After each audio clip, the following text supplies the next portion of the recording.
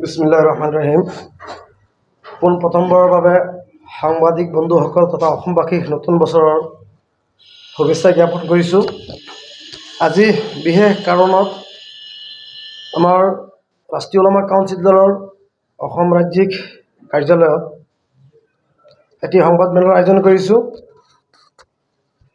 তাত এনেধৰণৰ আমি লিখা আছে, শ্ৰদ্ধাৰ অভিনন্দন গ্ৰহণ কৰিব। আজি ইংৰাজী 3 জানুৱাৰী বুধবাৰ দিনৰ 11 বজাত দলৰ মুখ্য কাৰ্যালয় নৰ্থ ব্ৰহ্ম হাউচফেড গুৱাহাটীত ৰাষ্ট্ৰীয় ওলামা কাউন্সিল চমুকৈ REC দলৰ এখন যোগদান কাৰ্যসূচী লগতে সংবাদমেলৰ আয়োজন কৰিছে। যোগদান কাৰ্যসূচীটো আপোনালোকে অলৰেডি গম পাইছেই যে আগন্তুক লোকসভা নিৰ্বাচনৰ প্ৰতি লক্ষ্য ৰাখি আমাৰ দলৰ ভেটি শক্তিশালী কৰিবলৈ কাৰণে আমাৰ দলীয় কৰ্মকৰ্তাসকলে প্ৰত্যেক জিলাই জিলাই কাম কৰি আছে। আৰু আমি বিগত দিনত আপোনালোকক কৈছিলোঁ যে আগন্তুক লোকসভা নিৰ্বাচনত ৰাষ্ট্ৰীয় ওলামা কাউন্সিল দলে কমেও 8খন লোকসভা সমষ্টিত আমাৰ প্ৰাৰ্থিত্ব আমি আগবঢ়াম। আমাৰ প্ৰাৰ্থিত্ব প্ৰত্যাশী এতিয়ালৈকে বহু সমষ্টিৰ পৰা আমাৰ দৰখাস্ত কৰিছে। ইতিমধ্যে আমি 3খন লোকসভা সমষ্টিৰ প্ৰাৰ্থিত্ব ইতিমধ্যে আমি ৰেডি কৰিছোঁ শক্তিশালী ৰূপত। বাকী 5খন আমি চিন্তা চৰ্চা চলি আছে, আমাৰ হাইকমাণ্ডৰ লগত আলাপ আলোচনা চলি আছে। ইতিমধ্যে আমি নগাঁও লোকসভা আৰু কৰিমগঞ্জ লোকসভা আৰু ধুবুৰী লোকসভা আমি শক্তিশালী প্ৰাৰ্থী আগবঢ়াম বুলি আমি সিদ্ধান্ত লৈছোঁ। আমাৰ দলে সিদ্ধান্ত লৈছে, আমাৰ কেন্দ্ৰীয় নেতৃত্বৰ আমাৰ এইটো একমত চিলমোহৰ মাৰিছে। বাকী 5খন যি লোকসভা সমষ্টি তাৰ ভিতৰত আমাৰ লখিমপুৰ, কাজিৰঙা, দৰং, ওদালগুৰি, বৰপেটা, আমাৰ কোকৰাঝাৰ ইতিমধ্যে আলোচনা চলি আছে। এতিয়ালৈকে আমাৰ পৰা সিদ্ধান্ত হোৱা নাই, আগন্তুক দিনত আপোনালোকক জনাই দিম। আৰু আজি ৰাষ্ট্ৰীয় ওলামা কাউন্সিলৰ দলৰ প্ৰতি আমাৰ দলৰ যিটো নীতি আদৰ্শৰ প্ৰতি হেৰি হৈ পেলাই আমাৰ কিছু নেতা, আমাৰ ধৰি লওক আমাৰ মাননীয় আবু ইউছুফ ৰাহেনুদ্দিন চাহাব, তেওঁ বিগত দিন তৃণমূল কংগ্ৰেছত আছিল, তৃণমূল কংগ্ৰেছৰ হৈ অসমত কাম কৰিছিল। তেওঁ সাধাৰণ সম্পাদক আছিল তৃণমূল কংগ্ৰেছৰ সংখ্যালঘু মৰ্চাৰ। তেওঁ আজি আমাৰ দলত যোগদান কৰিছে। লগতে RJD অসমৰ উপসভাপতি ছায়েদ আহমদ বৰভূঞা চাহাব, তেওঁ আমাৰ দলত আজি যোগদান কৰিছে। আৰু বৰপেটা ডিষ্ট্ৰিক্টৰ পৰা UDFৰ এজন নেতা, তেওঁ UDFৰ কৰ্মী আছিল, আবু ছাইদ চাহাব, তেওঁ আমাৰ দলত আজি যোগদান কৰিছে। উত্তৰ লখিমপুৰৰ পৰা UDF কৰ্মী মিনহাজুল হুদা চাহাব, তেওঁ আমাৰ দলত আজি যোগদান কৰিছে। লগতে সমাজ সেৱক ইয়াকুব আলী চাহাব, তেওঁ আজি যোগদান কৰিছে। গতিকে আজিৰ যোগদান কাৰ্যসূচী আছিল। আৰু আগন্তুক দিনত ৰাষ্ট্ৰীয় ওলামা কাউন্সিলে যে অসমত শক্তিশালী ৰূপে লোকসভা নিৰ্বাচনত অৱতীৰ্ণ হ'ব, এই আপোনালোকক জনাই দিছোঁ। আৰু নেক্সট আমি সংবাদমেলৰ জৰিয়তে আপোনালোকক জনাই দিম। আৰু আমাৰ অহা 15 তাৰিখৰ পৰা, জানুৱাৰীৰ 15 তাৰিখৰ পৰা আমি এটা লিষ্ট আমি তৈয়াৰ কৰি আছোঁ। যে চিডিউল মতে আমি লখিমপুৰ, নগাঁও, ধুবুৰী, গোৱালপাৰা, দৰং, ওদালগুৰি, কৰিমগঞ্জ, কাছাৰ এইবোৰ জিলাত আমাৰ দলীয় ভেটি শক্তিশালী কৰিবলৈ কাৰণে আমাৰ ৰাষ্ট্ৰীয় নেতৃবৰ্গ আহি আছে। তেওঁলোকক লগত লৈ আমাৰ ৰাজ্যিক পৰ্যায়ৰ নেতা, ৰাষ্ট্ৰীয় পৰ্যায়ৰ নেতা লগত লৈ আমি এই 7-8খন জিলাত আমি দলৰ কাৰ্যসূচী চলাই যাম।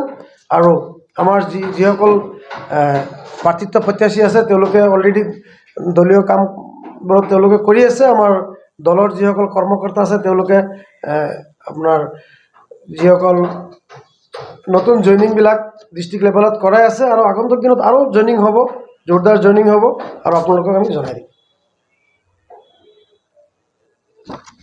চাওক, আমাৰ ওচৰত প্ৰাৰ্থিত্ব প্ৰত্যাশী বহুত আহিছে অসমৰ। আমি অলৰেডি কৈছোঁ, আমাৰ 8খন সমষ্টিৰ পৰা আমাৰ প্ৰাৰ্থিত্ব প্ৰত্যাশী ওলাইছে। তাৰ ভিতৰত ইতিমধ্যে কেন্দ্ৰীয় নেতৃত্বই তিনিখন সমষ্টিত মোহৰ মাৰিছে, যিটো আমি শক্তিশালী প্ৰাৰ্থিত্ব প্ৰক্ষেপ কৰাম। তাৰ ভিতৰত আছে নগাঁও লোকসভা সমষ্টি, আৰু ভিতৰত আছে কৰিমগঞ্জ লোকসভা সমষ্টি আৰু ধুবুৰী লোকসভা সমষ্টি। তিনিটা সমষ্টিত ইতিমধ্যে আমি কনফাৰ্ম হৈছে, আৰু বাকী আলোচনা বিলোচনা চলি আছে। প্ৰাৰ্থীৰ ওপৰত নিৰ্ভৰ কৰিব, প্ৰাৰ্থী কিমান শক্তিশালী আছে, কেনেধৰণে ষ্টেপ ল'ব পৰা যাব, সেইমতে আপোনালোকক আমি জনাই দিম।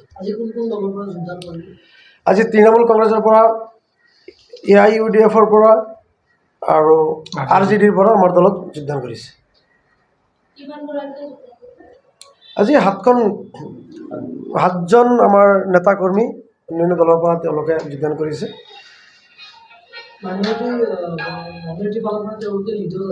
হয় হয়, তেওঁলোক আপোনাৰ তৃণমূল কংগ্ৰেছৰ মাইনৰিটি নেতৃত্ব লোৱা আছিল। আপোনালোকে জানেই যে তৃণমূল কংগ্ৰেছৰ পৰা ডিচেম্বৰৰ 1 তাৰিখত তৃণমূল কংগ্ৰেছৰ যিজন মাইনৰিটি মৰ্চাৰ চেয়াৰমেন আছিল, তেওঁ আমাৰ দলত যোগদান কৰিছে। লগতে অন্যান্য জিলা সমিতিৰ চেয়াৰমেনসকলেও যোগদান কৰিছে। তৃণমূল কংগ্ৰেছৰ পৰা বহু নেতাকৰ্মী আমাৰ দলত অলৰেডি যোগদান কৰিছে, আৰু সাধাৰণ সম্পাদক যিজন আছিল তেওঁ আমাৰ দলৰ নীতি আদৰ্শ ভাল পাই পেলাই আমাৰ দলত যোগদান কৰিছে। আগন্তুক দিনত তেওঁ ৰাষ্ট্ৰীয় ওলামা কাউন্সিলৰ হৈ ভাল কাম কৰিব আৰু অসমবাসীৰ সেৱা কৰি যাব বুলি আমি আশাবাদী। ये राष्ट्रीय उलमा काउंसिल कम से कम आसाम में 8 सीटों में हम लोग इलेक्शन लड़ने जा रहे हैं। उनमें से 3 सीटों का जो है कैंडिडेट लगभग तय है, और हमारे जो सेंट्रल कमेटी ने अभी हम लोग को जो हाईकमांड ने ऑर्डर दिया है, जो अभी मजबूती से हम लोग 3 सीट जैसे कि नौगांव लोकसभा, धुबरी लोकसभा और करीमगंज लोकसभा में हम लोग अभी प्रार्थित्व जो प्रत्याशित है हमारे, हम कंफर्म करने जा रहे हैं। कुछ दिनों के अंदर हम कंफर्म कर देंगे कि 3 सीटों में हम लोग का जो कैंडिडेट कौन कौन लड़ेगा। तो आने वाला दिन में हम बताएंगे और कौन कौन सीटों में हमारा जो कैंडिडेट तय होगा वो हाईकमांड बता पाएंगे। उनके ऑर्डर आने पर हम लोग आपको बता देंगे इंशाल्लाह। अभी कौन कौन से दल से आप लोग के पार्टी में योगदान किया है? देखिए, हमारे पार्टी में आज RJD का Assam state vice president Syed Ahmed Barbhuiya साहब, बहुत पुराने लीडर थे, कम से कम बहुत सालों से उन्होंने RJD में लगा हुआ था। RJD का असम में काम किया था जब से वो पार्टी नहीं था यहाँ पे, तो और उन्होंने आके राष्ट्रीय उलमा काउंसिल ज्वाइन किया है। तो और तृणमूल कांग्रेस से बड़े नेता हैं, जो तृणमूल कांग्रेस का माइनॉरिटी मोर्चा का स्टेट जनरल सेक्रेटरी था, उन्होंने भी नौगांव ज़िला से लेकर असम में कई ज़िला में अच्छी तरह उनका मजबूती है, बहुत ज़िले में उन्होंने काम किया है, मशहूर लीडर है। उन्होंने भी आज हमारे राष्ट्रीय उलमा काउंसिल पार्टी में ज्वाइन किया है। और AIUDF से कुछ लोग आए हैं, तो उन्होंने पहले UDF में बहुत काम किए हैं, जैसे कि बरपेटा ज़िले से आए हैं, लखीमपुर ज़िले से आए हैं। उन लोगों ने भी राष्ट्रीय उलमा काउंसिल पार्टी में आज ज्वाइन किया है। চাওক, ৰাষ্ট্ৰীয় ওলামা কাউন্সিল বুলি নহয়, দলৰ কোনো কথা নাহে। ফাৰ্ষ্ট কথা হ'ল, দল মানুহে বনায়, নেতাই বনায়, আৰু নেতাৰ কাৰণে দলৰ বদনাম হয়। কোনো দলেই ধৰক কংগ্ৰেছ বা তৃণমূল কংগ্ৰেছৰ পৰা আহিছোঁ সেইটো যে বেয়া কম, সেইটো কথা নহয়, বা ৰাষ্ট্ৰীয় ওলামা কাউন্সিলত জইন কৰিছোঁ এইটো যে বহুত ভাল কম। আমি কেনেকৈ কাম কৰিছোঁ সমাজৰ কাৰণে, ডেটছ দ্য মেটাৰ। যে আমি কি কৰিব পাৰিছোঁ, what we can do for the society আৰু ফৰ দ্য নেশ্যনছ। তো আমি যদি ভাল কৰোঁ দলৰ কাৰণে ভাল হ'ব।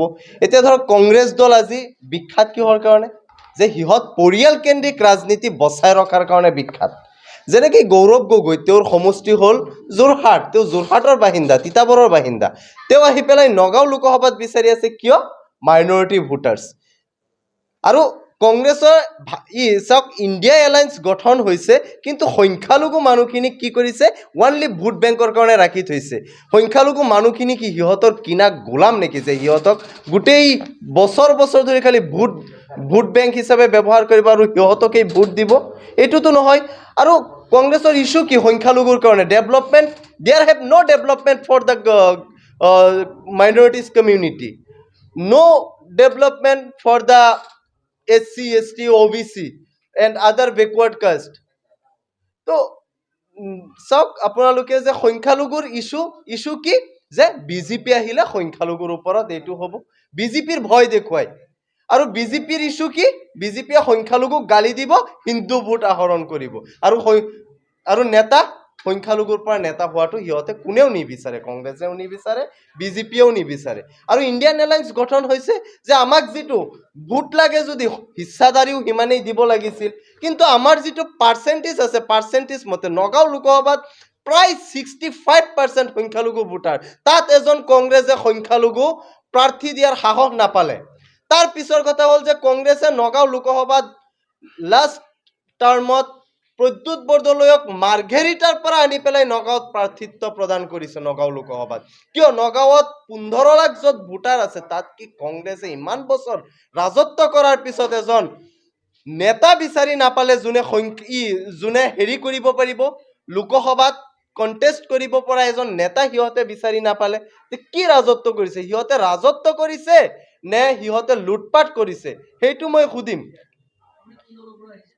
চাওক, মই তৃণমূল কংগ্ৰেছৰ ষ্টেট জেনেৰেল ছেক্ৰেটাৰী, মাইনৰিটি ডিপাৰ্টমেণ্টৰ আছিলোঁ, তাৰ পৰা মই ৰিজাইন কৰিছোঁ। তাত হ'ল গৌৰৱ গগৈ। বিগত সময়ছোৱাত আপোনালোকে যদি দেখে যে কংগ্ৰেছক কি কয় যে সংখ্যালঘুৰ বাপ দাদাৰ দল বুলি কয়। সংখ্যালঘুৰ বাপ দাদাৰ দল যদি, তেতিয়া বাপ দাদাৰ দল কাৰ? যাৰ দেউতা বা ককা কংগ্ৰেছৰ MLA বা মন্ত্ৰী বা বিধায়ক বা মন্ত্ৰী আছিলে, তেওঁৰ পুতেকক বনাইছে, তেওঁ নিজে হৈছে, তেওঁৰ পুতেকক বনাইছে, যিসকল নেতা হৈছে, আৰু সংখ্যালঘু মানুহখিনিক সেই নেতাবোৰৰ হাতত বিক্ৰী কৰিছে। সিহঁতৰ কাৰণে বাপ দাদাৰ দল, সাধাৰণ মানুহৰ কাৰণে একো কাম কৰা নাই, গতিকে সাধাৰণ মানুহৰ বাপ দাদাৰ দল নহয়। তাৰ পিছৰ কথা হ'ল গৌৰৱ গগৈ আজি কিয় হেতা ওপৰা লগাইছে নগাঁও সংখ্যালঘু ভোটাৰ? সংখ্যালঘু মানুহে কি গৌৰৱ গগৈক ভোট দিব? সংখ্যালঘু মানুহক কি কিনি লৈছে নেকি? সংখ্যালঘু মানুহক কিনি লৈছে নেকি গৌৰৱ গগৈয়ে বা সিহঁতৰ পৰিয়ালে? তেওঁৰ দেউতাকক বনাইছিলো আমি, তেওঁৰ পুতেকক বনাইছিলো, তেওঁৰ খুৰাক বনাইছিলো, কিন্তু গৌৰৱ গগৈক এইবাৰ আৰু নগাঁওবাসীয়ে কিন্তু এইবাৰ ভোট নিদিয়ে। কিয় জানেনে?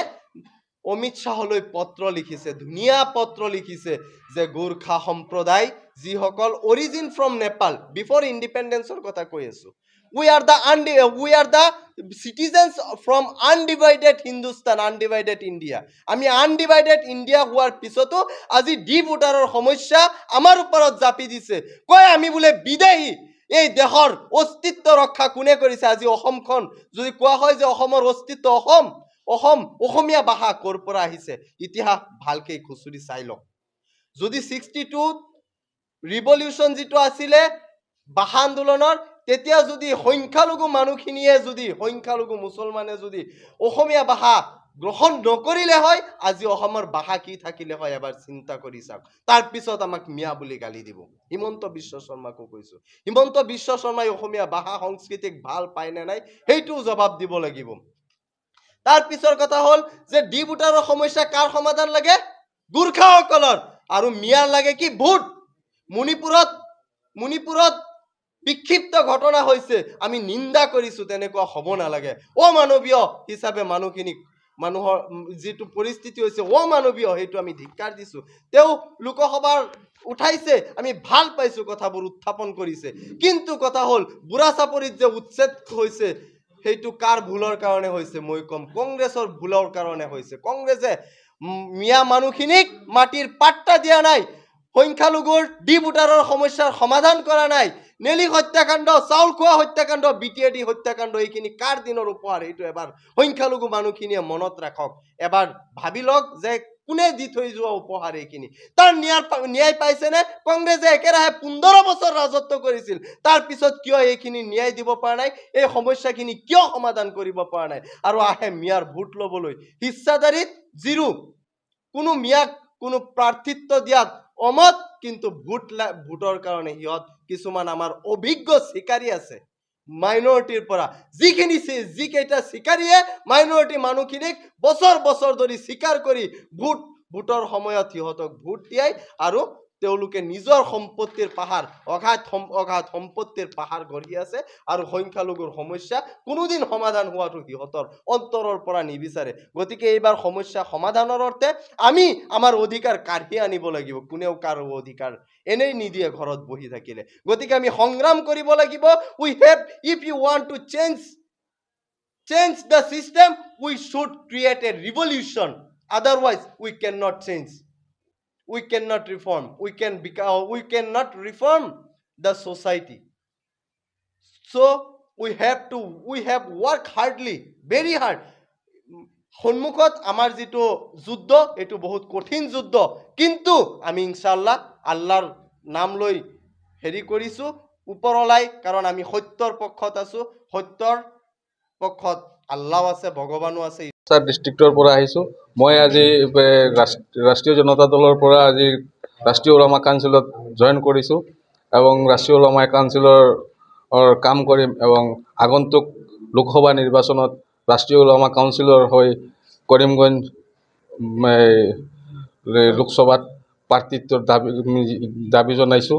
যদি আমাৰ দলে চেণ্ট্ৰেল কমিটিয়ে যদি মোক দিয়ে প্ৰাৰ্থিত্ব দিয়ে, তেতিয়া মই কাম কৰি যাম এবং ৰাইজৰ হকে, অসমৰ হকে কাম কৰি যাম। ধন্যবাদ এবং আপোনালোকক নতুন বছৰৰ ধন্যবাদ জনাইছোঁ। এইবুলি মোৰ বক্তব্য শেষ কৰিছোঁ।